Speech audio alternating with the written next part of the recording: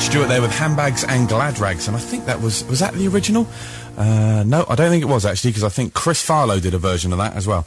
But you're listening to Isle of Wight Radio, FM 107 and 102, and this is the live and local show with me, Glyn Taylor. Now, we're in the middle of talking to Pete Hogman about his life as a session musician in the 60s in London, and we've covered the bit about Millie and My Boy Lollipop and him being the harmonica player on it. And then we went on to talk about stars that Pete had also played with, and I have to say, he wasn't complimentary about John Mayall at all. That I was watching a programme about early blues on the telly, and it said John Mayall had backed this one and backed that one. He wasn't even playing in those days, you know. He didn't play till about 66, I think 65, 66. You know, he was nobody then, but he said, oh yeah, well in 63 I backed Little Water. He didn't, I did.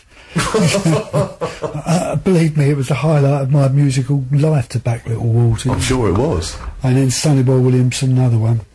Very strange man, Sonny Boy Williamson, but a good player. Memphis Slim, John Lee Hooker, Sister Rosetta Tharpe, a gospel singer, and of course Chuck Berry, you know, Tory Chuck Berry. Made an album with him, Chuck Berry in London. I was the first harmonica player to ever play with him. In fact, I was listening to a programme, and Paul Jones, and he said, oh, because this is a track by Chuck Berry, a harmonica player, who's Paul Butterfield. He said, we know that, it's P.J. Hogan. He said, and we know it's Paul Butterfield because Hogan was his mother's maiden name. I went, shut up, Paul. I phoned him up. I said, oh, that's me. He said, oh, hello, smiling Pete. He said, I didn't know it was you. I said, well, I can assure you it's me. I'm P.J. Hogman, not Hogan. I said Hogan for a different reason. I'm not worried now because it's over 40 years ago, but in those days I was worried about the tax man, so I was called Hogan, not Hogman. Hogan's a more common name than Hogman. And it's documented in lots of books about this P.J. Hogan. Peter John Hogan in some books.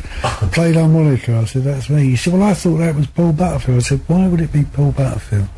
I said, I believe he did do stuff afterwards, but I'm the first harmonica player to record with Chuck Berry. And wasn't there a story about your mum or something with Chuck Berry? St. Louis Blues. St. Louis Blues. He came from St. Louis, Chuck Berry. He comes from St. Louis. And he wanted to sing that song first of all, I come a long way from St. Louis. And he knew that all right. He said, I said, what about St. Louis Blues? He said, yeah, I like that song. He said, but I never knew the words. I said, oh, my mum knows them. She used to sing it because my mum was in a concert party and she played accordion and piano and that, so did the old man, you know. And he said, well, get her on the phone. I said, oh, phone up. I said, hello, Mum. Hello, dear. Where are you? I said, I'm in the recording studio, Pye Recording Studio in Bryanstone Street off Oxford Street. What are you doing there? I said, making a record, you silly old bugger. What do you think I'm doing here? With Chuck Berry. He wants the words to St. Louis Blues. Do you remember him? She said, yes, I do. Put him on. I said, put him on. I said, oh.